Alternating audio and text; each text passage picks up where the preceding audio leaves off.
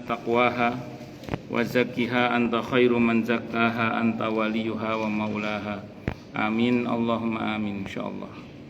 Masih melanjutkan kajian kita kitab At-Tadhkirah karya Al-Imam Al-Qurtubi rahimahullah rahmatan wasi'ah wa rahimallahu ulama al-muslimin. Qala al-muallif rahimahullahu ta'ala wa nafa'ana bihi wa bi'ulumihi fid dharaini amin. Bismillahirrahmanirrahim.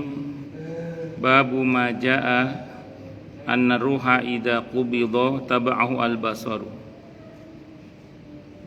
Ini bab menjelaskan tentang apa-apa yang berkenaan dengan ruh, bahwa sesungguhnya ruh itu apabila dicabut ruh tersebut maka penglihatan akan mengikutinya. Makanya umumnya orang kalau mati itu biasanya melek, ya melek. Jadi orang kalau mati biasanya melek. Dalam Islam kalau sudah pasti matinya, sunnahnya segera dipejamkan kalau sudah jelas matinya. Tapi kalau belum jelas matinya, jangan dipejamkan. Jadi kalau dia masih melek gini pada saat kadang noleh ke arah kiri, kadang ke arah kanan gitu, itu jangan dipejamkan. Itu berat bagi si orang yang akan meninggal. Tapi kalau sudah meninggal dunia baru dipejamkan, dan itu sunnah dalam hal ini. Ibnu Majah meriwayatkan sebuah hadis, sebuah hadis an Ummi Salamah, dari Ummi Salamah radhiyallahu anha, qalat, beliau berkata,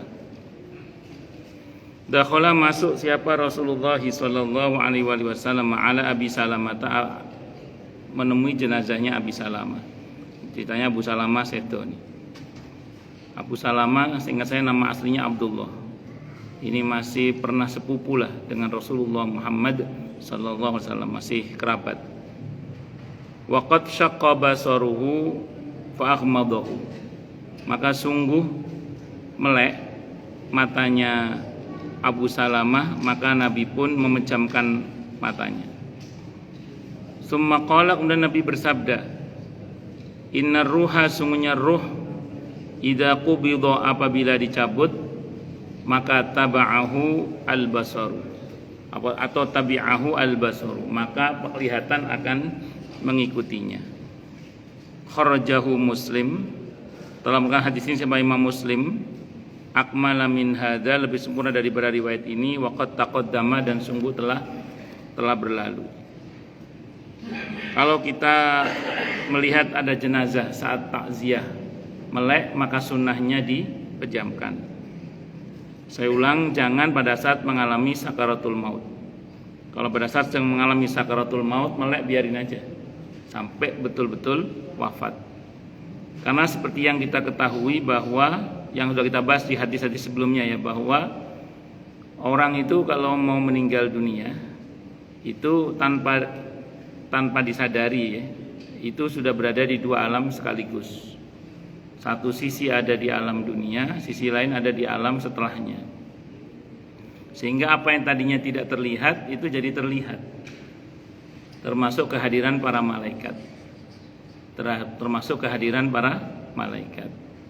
Sudah sampaikan di hadis sebelumnya ya, hadis riwayat Ahmad, Abi Dawud, Ibnu Majah.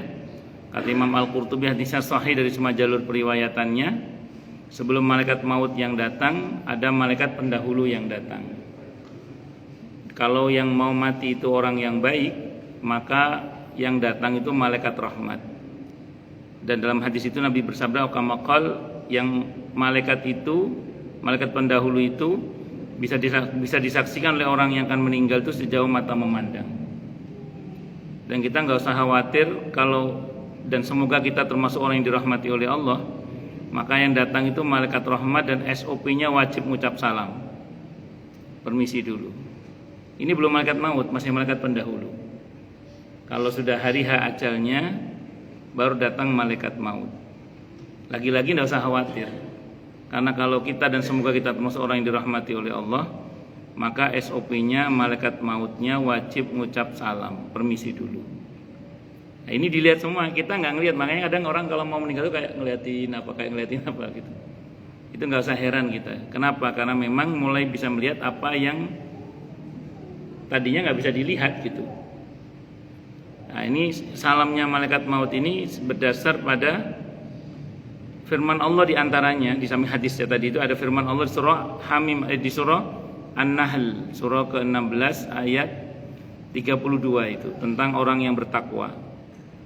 Alladzina tatawaffahumul malaikatu thayyibina yaquluna salamun alaikum. Orang yang bertakwa itu adalah orang yang baik menurut Allah sehingga diwafatkan oleh para malaikat utusan Allah dengan cara yang baik. Dan SOP-nya para malaikat wajib permisi terlebih dahulu. Salamun alaikum. Permisi terlebih dahulu. Nah, jadi saya ulang, kenapa kok matanya melek? Karena sudah bisa melihat apa yang orang lain tidak bisa melihat. Tapi sependek pengalaman yang saya pernah ikuti ya dari beberapa orang yang akan meninggal dunia, memang ada orang menjelang wafat itu melek terus itu. Tapi ada juga yang dari awal kayak orang merem, iya, memejamkan mata, seperti pasrah gitu. Kalau diajak bicara, respon, tapi merem, tetap merem gitu. Beberapa orang yang saya temui ya,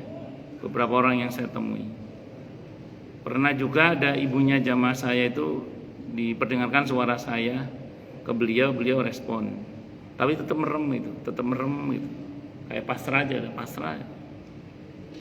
Ya karena sebenarnya merem tidak merem ya tetap bisa dilihat itu malaikat itu dengan izin Allah Subhanahu wa taala. Karena ini kan bukan perkara pandangan mata yang ini sebenarnya. Itu udah fuad basiro. Fuad itu hati yang paling dalam. An-Najm ayat 11, maka dzabal fuadu ma ra'a. Hatinya yang paling dalam tidak bisa mendustakan apa yang dilihatnya itu. Itu bahwa merem tetap kelihatan. Dan memang sakaratul maut itu kan kejadian ruhani, bukan kejadian jasmani. Fisik itu hanya ekspresi zahir aja. Yang sejatinya itu yang rohani itu. Ada orang tampak tidur tenang padahal dia sedang kecapean karena kejar-kejar anjing dalam mimpinya, itu bisa saja. Sebagaimana ada orang yang mungkin tampaknya kesakitan dalam sakaratul maut, ternyata ruhnya tenang, bisa saja. Yang ternyata sakit hanya sakit fisik, bukan sakit ruh, ruhnya tidak sakit sebenarnya. Makanya kalau kata Imam Al-Qurtubi, kematian itu tidak boleh mengecoh kita, karena sejatinya itu kejadian rohani, bukan kejadian jasmani dalam hal ini. Allahu Akbar. Warawa Muslimun, dan telah berkata hadis siapa Imam Muslim an Abi Hurairah, dari Abi Hurairah radhiyallahu anhu, qala, beliau berkata, qala, bersabda siapa Rasulullah sallallahu alaihi wasallam, alam tarau al insana idza mata syakhasa basaruhu. Tidakkah kalian melihat bahwa manusia itu apabila telah mati, maka matanya itu melek biasanya atau terbelalak gitu. Qalu, para sahabat menjawab, bala nggih ya Rasulullah. Sakhasa itu lebih tempatnya dangak gitu, kayak orang dangak gitu. Sakhos naik ke atas gitu, kayak dangak gitu. Qalu, para sahabat menjawab, bala nggih ya Rasulullah. Qala, Nabi bersabda, fadzaka hina yatba'u basaruhu nafsahu. Itu bersamaan dengan ketika dia penglihatannya mengikuti rohnya yang keluar itu. Jadi bersamaan dengan rohnya yang keluar itu, dia memang sedang menyaksikan apa yang mungkin selama ini dia tidak pernah saksikan. Nanti ada riwayat yang lain yang menyebutkan di antara yang disaksikan itu gak cuma malaikat, termasuk disaksikan itu nanti adalah sulam. Sulam itu tangga yang menghubungkan antara dunia dengan langit pertama, kedua, dan seterusnya. Makanya kan ada istilah mi'raj. Nah, mi'raj itu kan tangga yang begini. Bukan tangga yang begini, tangga yang begini. Kalau begini su'ada, mas'ad, mis'ad. Kalau gini mi'raj, araja. Naik ke langit itu tangganya enggak gini, tangganya gini. Makanya disebut dengan sulam itu nanti. Ya tentu ini perkara-perkara gaib ya. Nah, kita tidak tahu bagaimana hakikat tangga itu, tapi kita imani karena memang diberitakan ada itu. Ya buktinya kata mi'raj itu sendiri. Nah, Mi'raj sendiri itu adalah tangga yang menuju ke atas tapi miring begini. Jadi bukan yang so'adawi ini, bukan. Allahu Akbar. Terus kemudian wafi sahih, dan dalam hadis yang sahih disebutkan anin nabi, dari nabi kita Muhammad SAW, annal mayyita, sungguhnya mayit. Ini hadis masih sahih Muslim ya. Annal mayyita, sungguhnya mayit, awwalu ma yashuqqu basaruhu li ru'yatil mi'raji wa huwa sullamun bainas sama'i wal ardh. Sesungguhnya mayit itu awal mula terbukanya penglihatannya, meleknya itu adalah dikarenakan menyaksikan tangga. Mi'raj itu tangga, ya, wa huwa sullamun, dia adalah tangga, bainas sama'i wal ardh, yang menghubungkan antara langit dan bumi. Min zamradati khadra'a, dari zamrud yang berwarna hijau. Ahsana ma ru'ya qattu, yang indahnya enggak pernah dia saksikan sebelumnya. Makanya dia melotot menyaksikan ada tangga penghubung yang begitu indahnya itu. Dia mulai ngelihat itu. Fadzalika hina yamuddu basaruhu ilaihi, dan itu saat dimana pandangan matanya mulai tertuju kepada tangga tersebut. Ini juga sahih. Jadi menyaksikan malaikat itu juga sahih. Menyaksikan tangga penghubung antara bumi dunia dengan langit atau dengan langit pertama, yaitu juga sahih. Jadi kalau kita baca rincian riwayatnya itu kan malaikat maut datang tadi, permisi dulu ya, assalamualaikum tadi, salamun alaikum, permisi dulu. Maka orang yang akan mati itu mengalami dua keresahan yang sangat, ini saya singkat karena sudah sering saya sampaikan ya. Dua keresahan, yang pertama terkait keluarga yang mau ditinggalkan. Dan kalau dia orang yang baik, semoga kita terus orang yang baik, amin insyaallah, dijawab keresahannya. Kamu gak usah khawatir, sepeninggalmu, anak-anakmu, keluargamu dibaikan keadaannya oleh Allah karena kebaikan kamu. Ini yang saya sampaikan cocok dengan firman Allah di surah An-Nisa ayat 9 itu. Wal yakhshal ladzina law taraku min khalfihim dzurriyyatan dhi'afan khafu 'alaihim falyattaqullaha wal yaqulu qawlan sadida. Bahwa ya takut kalau seseorang itu meninggalkan di belakang mereka keturunan yang lemah. Kita disuruh mengantisipasi jangan sampai meninggalkan di belakang kita keturunan yang lemah, lemah ilmu, lemah iman, lemah ekonomi, lemah syahwat, lemah segala-galanya lah. Jangan sampai lemah. Biar enggak lemah. Biar enggak lemah, kata Allah, mbok ya bertakwa kepada Allah dan berkata yang jujur. Jadi sedikit banyak laku jujur kita, sedikit banyak laku takwa kita, itu akan berdampak positif pada perbaikan nasib terutama anak-anak kita. Setelah itu keresahan yang kedua, setelah ini saya kemana? Kalau dia, dan semoga kita termasuk orang yang baik ya, amin insyaallah, dijawab keresahannya oleh malaikat atas perintah Allah. Yang versi Ahmad jawabannya mirip yang di surah Hamim As-Sajdah atau surah Fussilat ayat 30 itu. Alla takhafu wa la tahzanu wa abshiru bil jannati allati kuntum tu'adun. Anda enggak usah sedih, Anda enggak usah takut, Anda dijamin masuk surga. Maka pencabutan nyawa dimulai. Versi Ahmad dicabut dari arah ubun-ubun, yang ketarik dari arah kaki. Ini kalau untuk orang beriman ya. Kalau untuk orang kafir, sakarepe malaikat dicabut dari mana aja. Kalau orang mukmin diambil dari ubun-ubun, yang ketarik dari arah kaki.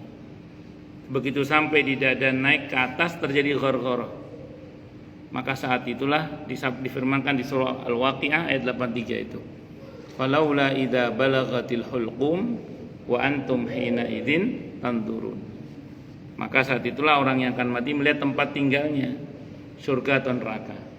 Semoga untuk kita surga, amin. Allahumma amin insyaallah. Maka kemudian roh itu dengan senang hati mau keluar, dibisiki dengan bisikan yang versi Ahmad mirip menjelang akhir surah Al-Fajr itu. Ya ayyatuhan nafsul mutmainnah irji'i ila rabbiki radiyatan mardiyah fadkhuli fi ibadi wadkhuli jannati. Itu udah mulai kelihatan semua, udah itu. Kelihatan semua itu. Semuanya kelihatan. Maka pada saat itu begitu roh itu keluar langsung disambut oleh malaikat yang bagian gendong. dengan sutra dari surga, dengan wewangian dari surga, dan dibawa terbang ke langit. Nah ini tadi pakai tangga rupanya ini, pakai sulam atau mi'raj lebih tepatnya, pakai mi'raj, tangga naik menuju ke langit yang menghubungkan antara langit dan bumi. Gak usah dibayangkan ya, karena kenyataannya pasti lebih dahsyat. Ya, dibawa terbang ke langit melalui ya, tangga sulam tadi atau mi'raj tadi itu. Disebut-sebut nama kebaikan-kebaikannya. Kalau dia orang yang baik, pokoknya langit pertama, kedua, ketiga, keempat, kelima, keenam, ketujuh, hingga Sidratil Muntaha, pokoknya hingga perjumpaan dengan Allah, hingga Allah ampuni, Allah maafkan, terus kembalikan ke barzahnya. Nah, jadi semua proses ini dia bisa melihat. Bahkan sebelum lepas dari badan sudah terlihat semua, terutama ketika falaula idza balagatil hulqum wa antum hina idzin tanzurun. Nah, ini mau tidak mau, suka atau tidak suka, kita akan mengalami proses ini. Cuman masalah kita apakah melalui proses yang ini, semoga ya termasuk ya. Dan jangan sampai yang proses yang sebaliknya, naudzubillahi min syarri dzalik. Ketika dia didatangi malaikat maut, keresahannya luar biasa tentang keluarganya, nggak dijawab oleh malaikat. Masih resah tentang keluarganya, nanya selain saya kemana, surga atau neraka, nggak dijawab oleh malaikat. Padahal dia sudah mulai melihat apa yang nggak bisa dilihat saat itu. Maka ketika dicabut nyawanya, suka-suka malaikat dari arah mana dicabut nyawanya, tetap SOP-nya sampai di sini, berhenti sebentar, lihat tempat tinggalnya.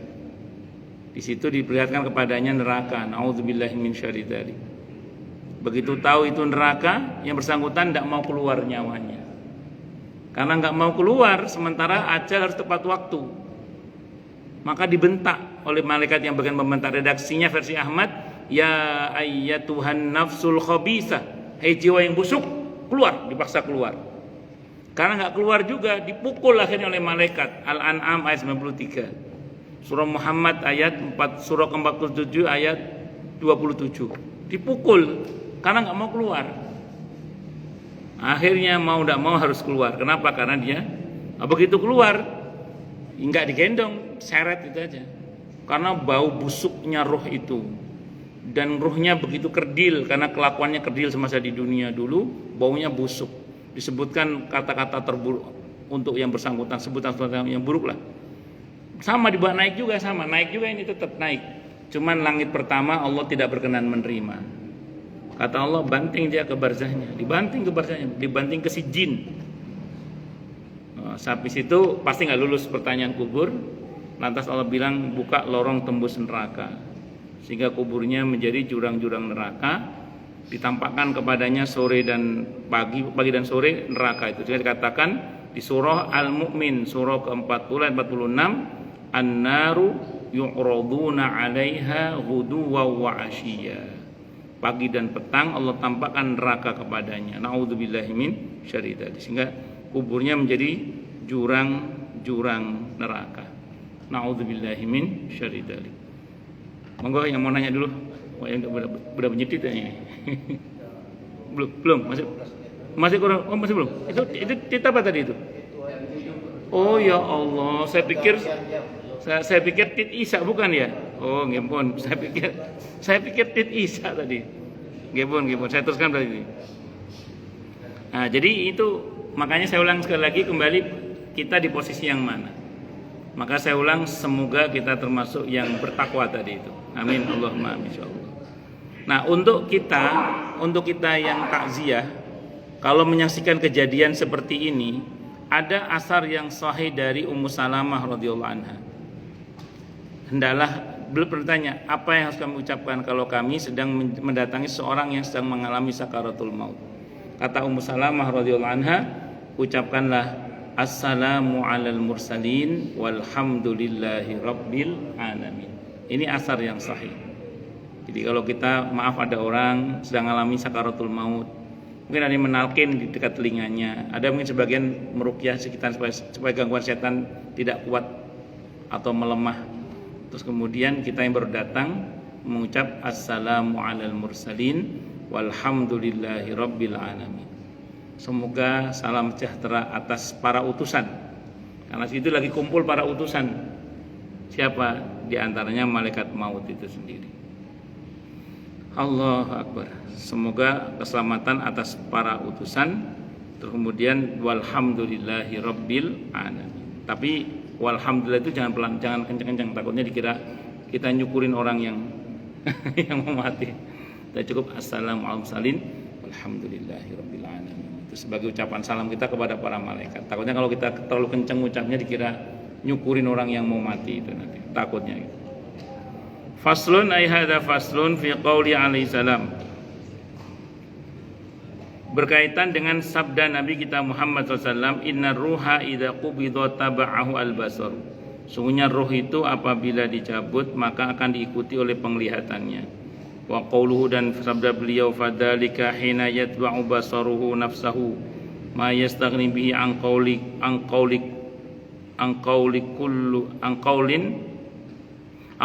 kulli qailin fir ruhi wan nafas. Wa innahuma ismani di musamma wahidin wa sayatil hada mazidu bayani insyaallah taala.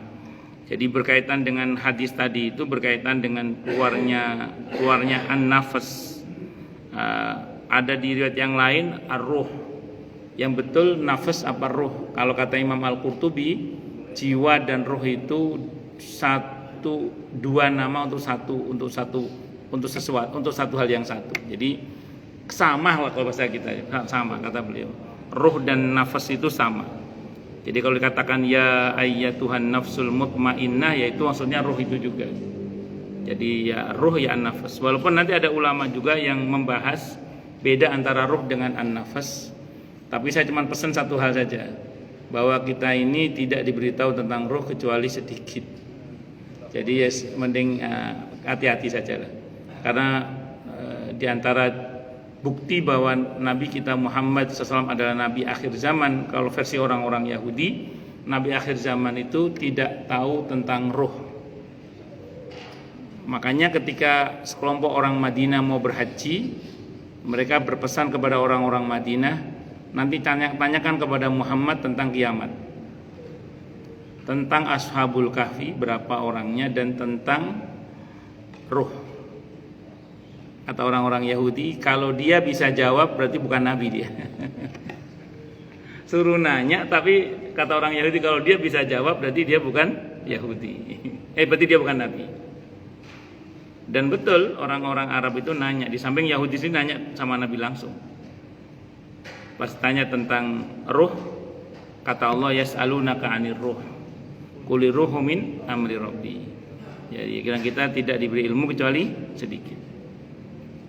Pas nanya Ashabul Kahfi, sampai detik ini Allah tidak berikan jawaban pastinya berapa jumlah Ashabul Kahfi.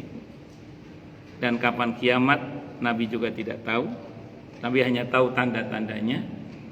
Dan yang terakhir berkenaan yaitu tiga itu. Berkaitan itu Nabi betul-betul tidak tahu. Itu seperti itu. Kalau dalam Islam apa yang tidak Allah jelaskan berarti nggak penting. Yang penting kalau berkaitan dengan kiamat adalah persiapan menghadapi kiamat, itu yang penting itu. Dalam hadis Sahih Muslim, ketika ada seseorang yang bertanya, ya Rasulullah, mata sa'ah, kapan kiamat? Nabi balik bertanya, mada a'datta laha, apa yang kamu persiapkan, kok kamu nanya kiamat? Berarti kapan kiamat nggak penting. Yang penting persiapan menghadapi kiamat. Dalam hadis itu di antara modal yang dipakai untuk persiapan kiamat adalah la syai' illa an yuhibbullaha wa rasulah. Tidak ada ya Rasulullah, saya hanya punya modal cinta kepada Allah dan Rasulnya Muhammad sallallahu alaihi wasallam. Maka Nabi bersabda, anta ma'aman ahbabta, kau akan bersama dengan siapa engkau cinta. Tentang ruh juga sama. Allah tidak detilkan pengetahuan tentang ruh, berarti tentang bagaimana ruh itu nggak penting. Yang penting bagaimana kita merawat ruh. Caranya gimana? Qad aflaha man tazakka wa dzakara asma rabbih fasalla. Sungguh telah beruntung orang yang berupaya mensucikan jiwanya, ruhnya itu dengan berbanyak menyebut nama Tuhannya dan dia salat, banyak salat. Qad aflaha man zakkaha wa qad khaba man dassaha. Di samping fa'alhamaha fujuraha wa taqwaha, tapi qad aflaha man zakkaha wa qad khaba man dassaha. Jadi yang terpenting bagaimana kita fokus ruhani kita ini sehat, hati kita sehat, jiwa kita sehat. Karena saya mungkin pernah sampaikan di sini ya, bahwa kita ini sebenarnya bukan makhluk jasmani sebenarnya. Kita ini aslinya makhluk ruhani aslinya. Kenapa? Karena ketika Allah menciptakan kita di alam azali sebelum alam rahim ya. Itu alam ruh sebelum alam rahim, itu kita berupa ruh saja tanpa fisik, tanpa jasad. Keberadaan kita saat itu diabadikan oleh Allah di surah, di kutipan dialognya ada di surah Al-A'raf 172 itu. Alastu bi rabbikum qalu bala syahidna.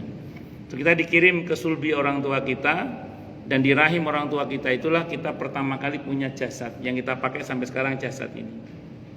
Terus setelah itu masuk ke alam dunia sekarang, setelah itu lanjut ke alam barzah, lepas lagi. Kata Ibnu Qayyim Al-Jauziyah rahimahullah, ketika masuk ke alam barzah yang dominan ruh, jasad resesif. Kalau di dunia yang dominan jasad, ruh resesif. Tapi kita nggak boleh terkecoh. Kenapa? Karena yang sejatinya kita adalah yang ruh. Silakan fisik dirawat, tapi ruh harus lebih dirawat lagi. Kalau orang sakit fisik sibuk cari obat yang terbaik, tapi ada kedengkian dalam hati, tenang-tenang saja, jangan sampai itu. Karena justru penyakit kita yang sebenarnya yang dengki itu, yang ujub, yang riya, sum'ah. Nah, demikian juga nanti berkaitan dengan Ashabul Kahfi, tentang berapa jumlahnya nggak penting berarti. Berarti berapa jumlah Ashabul Kahfi nggak penting. Yang penting spirit perjuangannya dalam mempertahankan tauhid, dalam mempertahankan iman dan Islamnya itu. Itu yang terpenting itu. Jadi bukan semata-mata berapa jumlahnya. Pokoknya apa yang Al-Quran tidak terangkan berarti nggak penting, itu aja. Nah, jadi kita suruh fokus pada yang penting. Kalau bahasanya Salman Al-Farisi radhiyallahu an, ilmu itu banyak sementara umur kita sedikit. Pandai-pandailah memilih dan memilah ilmu yang tepat, agar jangan sampai kemudian kita ini sibuk mempelajari hal-hal yang mohon maaf istilahnya kurang berguna. Tahu-tahu begitu ajal sudah dekat, penyesalan di depan mata, sementara amal masih kurang.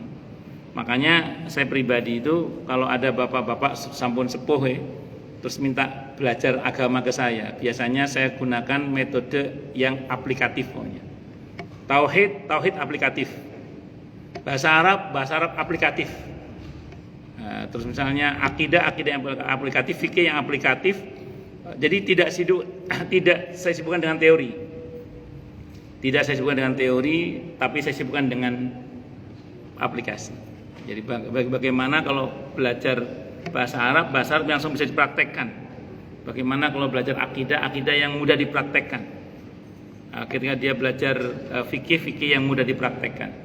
Karena ya tadi ilmu itu banyak, sementara umur kita terbatas. Nah, makanya kita terus mohon pada Allah, Allahumma inni as'aluka ilman nafi'ah wa rizqan thayyiba wa amalam mutaqabbal wa qur rabbi zidni ilma. Itu perintah Allah itu, supaya ilmu kita terus ditambah. Oke, monggo silakan yang mau tanya, protes, marah boleh silakan. Masalah yang lain boleh monggo Pak, monggo. Lebih sepuh siapa? Lebih sepuh siapa antara Pak Toha kali ini kok? Lebih sepuh siapa? Pak Toha. Oh, nggih. Monggo Pak Toha Ramin. Waalaikumsalam warahmatullahi wabarakatuh. Nggih.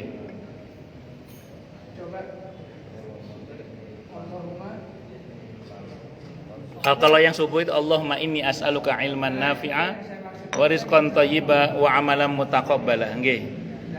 Oh, nggih pun. Nggih. Itu hadis riwayat Ibnu Sunni. Nabi setiap subuh berdoa, Allahumma inni as'aluka ilman nafi'a wa rizqan thayyiba wa amalan mutaqabbala. Nggih. Makasih Ustaz. Nggih, sama-sama. Waalaikumsalam warahmatullahi wabarakatuh. Saya mau bertanya Ustaz. Nggih, Pak. Kadang-kadang kita melihat orang yang dalam masa sakaratul maut. Itu seperti yang Ustaz menyampaikan tadi, kadang-kadang orang ini matanya melek, melihat kiri kanan. Ya. Timbul pertanyaan saya, kadang-kadang saudara-saudara Bapak pada kumpul, ini tentunya ada yang ditunggu. Coba disampaikan kepada dia, kita sudah ikhlas semuanya. Kadang-kadang kita panggil saudara yang dekat, keluarga kumpulkan, kita mohon maaf dan ikhlas untuk itu. Itu apakah kira-kira disampaikan itu atau lebih bagus kita mengadakan mereka mengajarkan bacaan asli? Bagus. Okay. Sebenarnya ketika seseorang itu mengalami proses sakaratul maut, itu tidak ada masalah kalau kita ajak bicara, tidak ada masalah. Sebagaimana beberapa sahabat-sahabat ternama terdahulu sebelum wafat itu ya masih ngobrol sama putranya, seperti Amr ibn al-As radhiyallahu an itu menjelang wafatnya itu ngobrol banyak sama putranya Abdullah itu. Ada dalam kitab ini ceritakan, ayah, Anda kan orang yang cerdas. Dulu kan Anda pernah ngomong, kalau Anda kan ada orang yang cerdas yang aku kenal, aku pengen dia cerita bagaimana proses kematian. Ini kan jenengan mau wafat, kata putranya. Coba Anda cerita ke saya bagaimana rasanya orang mau mati ini. Diceritakan oleh Amr bin Asad itu. Termasuk Imam Ahmad. Imam Ahmad itu pernah mengalami proses sakaratul maut yang cukup menegangkan, tapi nggak jadi kemudian. Dan beliau cerita banyak tentang kejadian yang beliau lihat, termasuk datangnya setan-setan yang menggoda beliau itu. Jadi Imam Ahmad itu. Nah, jadi misalnya bapak, saat keluarga ada yang mengalami sakaratul maut, saya bapak sampaikan itu supaya dia tenang, tidak ada masalah. Cuman gini catatan pentingnya, SOP yang dasar tetap harus ada. Apa itu? Yang bagian jaga telinga talqin harus ada.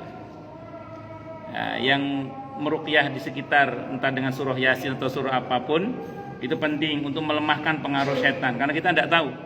Karena hadisnya sahih di mana kalau ada orang yang akan mati, iblis mengerahkan pasukannya dari bangsa jin untuk menggelincirkan orang ini dari la ilaha illallah. Maka dia akan menyerupai ini itu. Nah, itu untuk melemahkan pengaruhnya itu perlu diruqyah.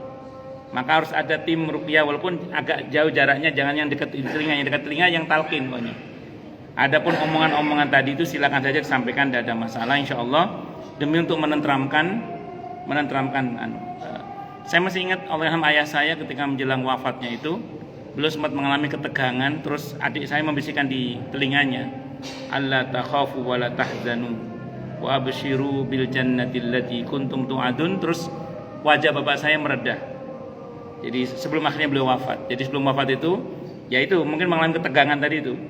Terus begitu, karena saya di ICU ya, tidak semua orang bisa masuk. Yang masuk saya itu adik saya. Dilihat ayah saya tegang saat itu, terus oleh adik saya dibisiki, alla takhafu wa la tahzanu, kata adik saya. Wa abshiru bil jannati allati kuntum tu'adun. Ayah saya yang tadinya tegang wajahnya itu, terus tiba-tiba mereda setelah dibisiki, alla takhafu wa la tahzan. Jangan takut, jangan sedih. Insyaallah dijamin masuk surga. Nah, jadi ngoten nggih Pak nggih. Wallahu alam. Malah ada ulama itu sebelum meninggal itu mudzakarah hadis. Mudzakarah hadis yang ujungnya kepada hadis yang keutamaan mengucap la ilaha illallah, dan itu jadi akhir ucapannya. La ilaha illallah terus wafat. Di sambil mudzakarah hadis. Tidak ada masalah. Baik, cukup dulu nggih. Mohon maaf untuk keterlambatan saya tadi nggih. Kita tutup dengan hamdalah. Alhamdulillahirabbil alamin. Semoga kajian kita bisa bermanfaat, mubarakah fi dini wa dunya wal akhirah untuk kita, keluarga kita dan seluruh umat Islam semuanya. Dan mudah-mudahan kita semua dijadikan oleh Allah sebagai orang-orang yang sukses dunia akhirat, selamat dunia akhirat, bahagia dunia akhirat, dan dipermudah urusan kita oleh Allah fi dini wa dunya wal akhirah. Semoga Allah limpahkan hidayah selalu untuk kita. Semoga Allah tingkatkan selalu hidayah untuk kita. Dan semoga Allah berikan hidayah untuk siapapun yang melihat kita. Subhanakallahumma bihamdika asyhadu an la ilaha illa anta astaghfiruka wa atubu ilaik. Sallallahu alaihi Muhammad wa ala alihi wa sahbihi wasallam. Saya mohon maaf. Assalamualaikum warahmatullahi wabarakatuh. Allah